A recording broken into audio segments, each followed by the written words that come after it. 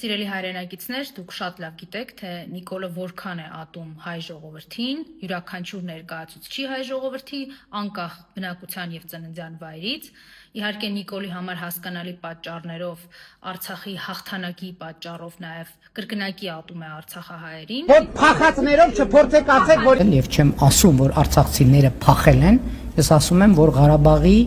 այսպես կոչված էլիտան է փախել։ Այստեղ ակնհայտ երևում է, թե ինչպես է ինքը ստում, ինքը փախած է անվանել ոչ թե էլիտային, այլ ողջ մի ժողովրդի,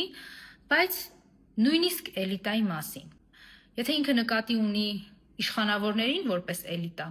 ապա նրանք Բաքվի բանտում են, արդեն տարիներ շարունակ խոշտանգվում են եւ դատապարտված են։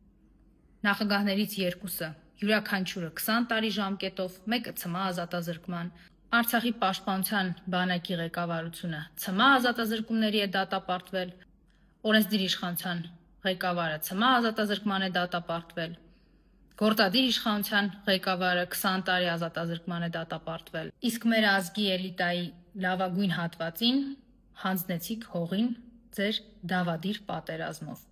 Մի մասին Արցախյան հողին, մի մասին Հայաստանի։